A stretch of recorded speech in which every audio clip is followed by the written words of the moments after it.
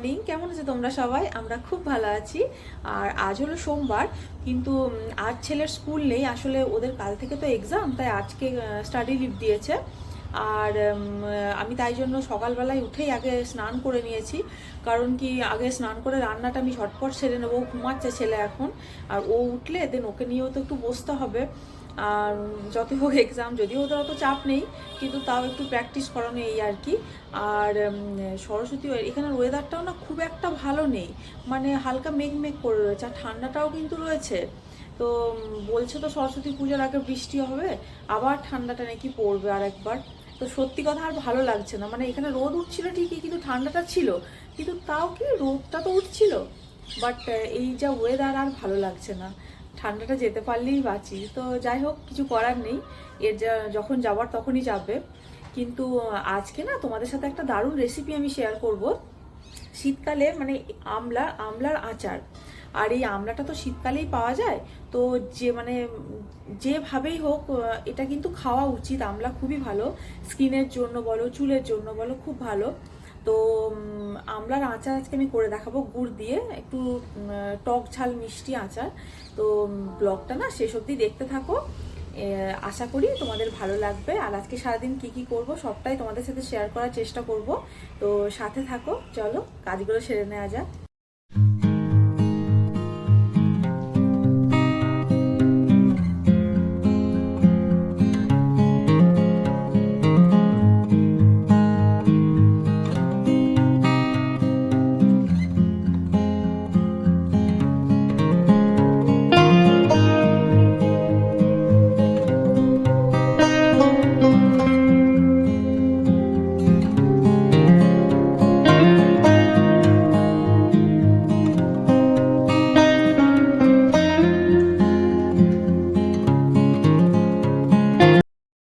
তো দেখো, আমি এখানে আমলাগুলো নিয়ে নিয়েছি, প্রথমে ভালো করে ধুয়ে নিয়েছি। আর এখানে আমি 250 গ্রাম মতো আমলা নিয়েছি। আর তোমরা তো জানোই যে আমলা আমাদের চুল আর স্কিনের জন্য কতটা বেনিফিশিয়াল। তো এখানে প্রচুর পরিমাণে ভিটামিন সি থাকে। আর এটা মাত্র শীতকালেই পাওয়া যায় বলে বলে যে যে কোনো উপায়ে আমলাকে খেতে হবে শীতকালে। আর এটা বাচ্চাদের জন্যও খুবই ভালো। তাই আজকে আমি তোমাদের সাথে একটা দারুণ টক ঝাল মিষ্টি আমলার আচার শেয়ার করব। তো দেখো, প্রথমেই প্রেসার কুকারের মধ্যে অল্প একটু জল নিয়ে ওর মধ্যে একটু নুন আর একটু হলুদ দিয়ে নিয়েছি। আর আমি এখানে কিন্তু পিঙ্ক সল্ট ইউজ করেছি। তো তোমরা চাইলে নর্মাল যে নুন হয়, সাদা নুন, ওটাই ব্যবহার করতে পারো। আর এখানে কিন্তু প্রেসার কুকারে জলটা দেওয়ার আগে মনে রাখবে খুব কম জল দেবে, কারণ কি ওই জলটাও আমরা পরে আচারে ইউজ করব। তো ব্যাস দেখো, এটা প্রেসার কুকারে 5টা সিটি পড়া অবধি আমি ওয়েট করেছিলাম। তো সেদ্ধ হয়ে গেছে আমলাগুলো। তো এবার এই আমলাগুলোকে আলাদা করে নিতে হবে ওই জলটার থেকে, আর জলটাকেও রেখে দেবো। তো দেখো কি সুন্দর আমলার থেকে এই বীজগুলো বেরিয়ে চলে আসছে। তো এইভাবেই প্রত্যেকটা আমলার থেকে ওর বীজগুলোকে কিন্তু আলাদা করে নিতে হবে। আর বীজগুলো কোনো কাজের নয়, ওগুলোকে ফেলে দেবেন। আর এবার একটা কড়াইয়ের মধ্যে আমি একটু সর্ষের তেল নিয়ে নিয়েছি। আর তার মধ্যে অল্প একটু হিং আর 5 ফোড়ন দিয়ে নিয়েছি। আর হিংটা কিন্তু দেবেন, হিংটা মাস্ট, তার জন্য কিন্তু একটা আলাদা টেস্ট আসে। আর অল্প একটু শুকনো লঙ্কা দিয়েছি। তো আমি কিন্তু এখানে লঙ্কাটা খুব কম ইউজ করেছি, আর এটাও আমি পরে তুলে দেবো, কারণ কি আমার বাচ্চা খাবে তার জন্য। কিন্তু আপনারা যদি চাইলে আর একটা লঙ্কা এখানে দিতে পারেন, ঝাল ঝাল হবে, ব্যাপারটা বেশ ভালোই লাগবে খেতে। আর এবার এই আমলাগুলোকে এখানে দিয়ে একটু ভালো করে আমলাগুলোকে তেলের মধ্যে কষিয়ে নেব। আর আমি কিন্তু সর্ষের তেলেই করেছি এই রান্নাটা। সর্ষের তেলে করলেই কিন্তু আমার মনে হয় আচারের আসল টেস্টটা পাওয়া যায়। তো এবার ভালো করে এই আমলাটাকে কষিয়ে নেবেন। আর কষিয়ে নেওয়ার পরে ওর মধ্যে কিন্তু খুব অল্প পরিমাণ একটু নুন দিয়ে নেবেন। আর মনে রাখবেন, ওই জলটা যেটা পরে আপনি ইউজ করবেন ওখানেও কিন্তু নুন হলুদ দেওয়াই আছে।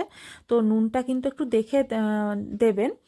আর এবার এর মধ্যে একটা ভাজাগুঁড়ি মশলা দিয়ে দেবেন। এখানের মধ্যে জিরে, ধনে আর গোটা গরম মশলা, আর অল্প একটু গোটা যে গোলমরিচ আছে সেটাকে ড্রাই রোস্ট করে পিষে নেওয়া আছে। তো ওই মশলাটাকে এখানে দিয়ে দেবেন, নিয়ে ভালো করে একটু কষিয়ে নেবেন। আর যখন দেখবেন যে একদম কষা কষা হয়ে গেছে, নিচেতে আমলাগুলো এবার লেগে যাচ্ছে, তো তখন ওই আগের যে আমলা সেদ্ধ করে রাখা যে জলটা ছিল হলুদ আর নুনের, ওইখানে ওই জলটাকে এর মধ্যে দিয়ে দেবেন। আর এক্সট্রা কিন্তু কোনো হলুদ এর মধ্যে অ্যাড করবেন না। তো ওইটা দিয়ে দেবেন জলটা। আর আমি না এই আচারটাতে চিনি দিইনি, আমি গুড় দিয়েই করেছি, আখের গুড় দিয়ে এই আচারটা। আপনারা চাইলে চিনি দিতে পারেন, তবে আমার মনে হয় গুড় দিয়ে করাটাই বেশি ভালো। আর গুড়ের এই আচারটা মানে কী যে একটা ভালো, কারণ গুড়ে তো প্রচণ্ড পরিমাণে আয়রন থাকে। তো এই আচারটা আপনারা বাচ্চাদেরকেও দিতে পারেন আর নিজেরাও খেতে পারেন।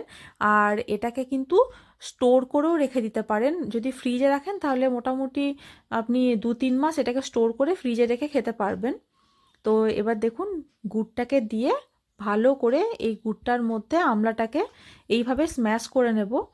আর এটাকে লো টু মিডিয়াম ফ্লেমে আমি খানিকক্ষণ কিন্তু আমলাটাকে ভালো করে এরকম করে নাড়াতে থাকবো। আর আচারটা কিন্তু যখন করবেন তখন কিন্তু কন্টিনিউ এইভাবে খুন্তি দিয়ে নাড়াতে থাকবেন, তাহলে নিচে লেগে যাবে না। আর একটু টাইম নিয়ে করবেন আচারটা, কারণ কি আমলা তো একটু টক হয়, তো এই গুড়টার সাথে ভালো করে সেদ্ধ করবেন যাতে ওই গুড়ের ওই মিষ্টিটা আমলার মধ্যেও একটু ঢুকে যায়, তাহলে কিন্তু টেস্টটা আরও বেশি ভালো হবে। তো দেখুন আমি এইভাবে নাড়তে থাকছি, কন্টিনিউ নাড়তে থাকবেন। তো ব্যাস আমারও আচার একদম রেডি। আর এটা একটু ঝোলা ঝোলাই আমি রেখেছি, কারণ এটা পরে আরও টেনে নেবে। আর এটাকে কোনো কাচের বা ওই চীনামাটির বয়ামের মধ্যে রেখে দেবেন। আর মনে রাখবেন কোনো কিন্তু তামার পাত্রে এটাকে স্টোর করবেন না, তাহলে খারাপ হয়ে যেতে পারে। তো ব্যাস এইভাবেই আপনারা স্টোর করে রেখে দিন আর এনজয় করুন। আর শীতকালে আমি তো একবার বলবো অবশ্যই একবার এই রেসিপিটা ট্রাই করবেন, অসাধারণ লাগে খেতে। তো আচার তো হয়ে গেল, তবে শুধু আচার দিয়েই তো আর ভাতটা খাওয়া যাবে না, তার জন্য সবজিপাতিও দরকার। তো দেখুন আমি তাড়াতাড়ি সবজি কেটে রান্নাটা বসিয়ে দেবো। আজকে কিন্তু বেশি কিছু করব না, উচ্ছে ভাজা আর একটু পেঁপের তরকারি, ডাল আর মাছ ভাজা করে নেব। আর ছেলে ঘুমাচ্ছে এখন, তো ও যতক্ষণ ঘুমাবে ততক্ষণের মধ্যে আমি কাজগুলো করে নেওয়ার চেষ্টা করব।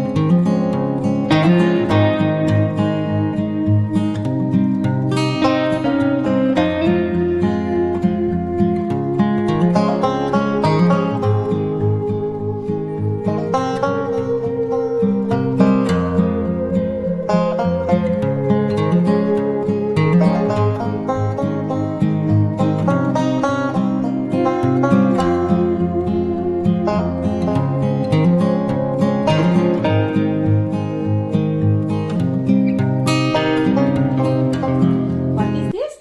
Kangaroo. Kangaroo. হ্যাঁ kangaroo. And this is? K. তাহলে K for? K for kangaroo. Kangaroo. হ্যাঁ। Now, আচ্ছা, now pick the color orange. Orange. হ্যাঁ, pick Orange. it. Very good. Now find K এই and যে color it. হ্যাঁ, এটা কে? উপর থেকে। Very good. Find K and colour it, colour the circle. ভালো করে কালার করবে, হ্যাঁ, বাইরে যাতে না বেরোয়, আস্তে আস্তে করে করো। ভেরি গুড, সুন্দর হচ্ছে, সুন্দর হচ্ছে। দারুণ হচ্ছে, করো।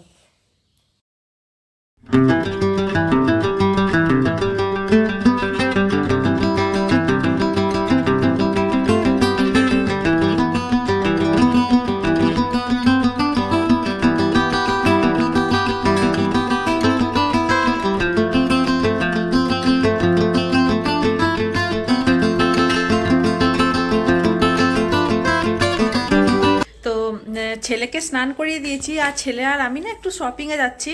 আসলে ওর বাবা আজকে বললো একটু লেটে আসবে, তো ততক্ষণে না দোকান বন্ধ হয়ে যাবে রাত 10:30টায়। আর আমাদের শ্যাম্পু আর কিছু বিস্কিট একটু শেষ হয়ে গেছিলো, ওর আজকেই যাওয়ার কথা ছিল, ও যে আমি নিয়ে চলে আসবো ডিউটি থেকে আসার সময় 5:30টায়, কিন্তু ও তো বললো আমাকে থাকতে হবে। তো ওই জন্য ছেলেকে স্নান করিয়ে আমি যাচ্ছি, ছেলে আর আমি যাচ্ছি শপিং থেকে একটু নিয়ে আসি, আর ওরও একটু রোদে থাকা হবে। আর আমাদের শপিংটা একদম সামনে কোয়ার্টার থেকে। তো চলো যাওয়া যাক।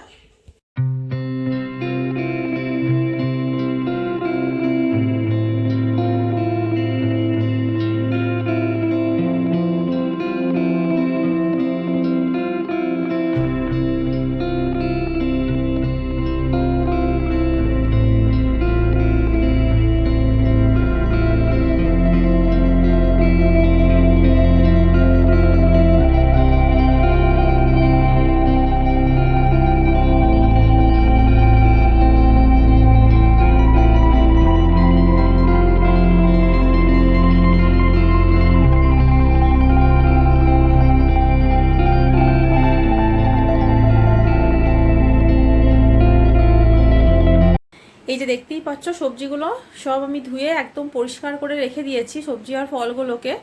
আর গাজরগুলো এবার একটু বেশি আনিয়েছিলাম, কারণ কি শীত তো শেষ হয়ে যাচ্ছে, তো হালুয়াটাও একবার করে নেবো ভাবছিলাম, সেই জন্য গাজরটা একটু বেশি করে আনিয়েছি। আর ব্যাস এগুলো সব এখন বিকালবেলা অবধি একদম শুকিয়ে যাবে, দেন আমি একদম ফ্রিজে ভরে দেবো।